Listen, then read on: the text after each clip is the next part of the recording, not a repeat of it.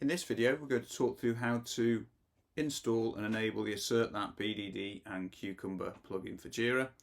There are a few places where you can install the plugin from. Firstly is the marketplace pages and also from the Jira settings pages. When you've installed the plugin, you'll need to enable it on a project by project basis, and this is done through the project settings pages. So from the marketplace page, you click on try it for free. We'll put the link to the marketplace page in the notes. You've got three options here.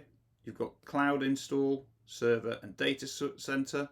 Choose the appropriate one for your Jira instance. If you're on cloud, you'll get 30 days free trial from your Jira billing cycle. For server and data center, you'll get 30 days free trial.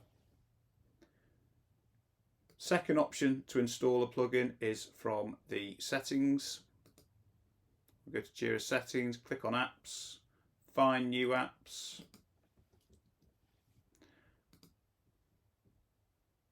and then click on try it for free and follow the instructions. So when you've installed the plugin, what you'll need to do is enable it on a project by project basis. So we'll go back to the project.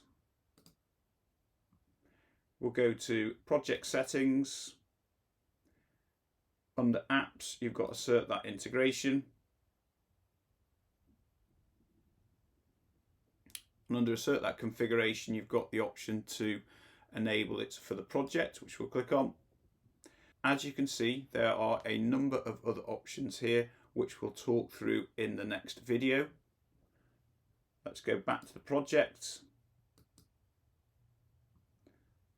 You'll need to click refresh for the first time, and then you can see the features tab here is now enabled, which contains the core AssertThat functionality. Thank you for watching this video. We'll put a link in the notes to arrange a free demo where you can give a personalized review of how to easily integrate AssertThat with your agile processes and also talk through test automation. If you've got any questions on this video, then please do contact us at support@assertthat.com.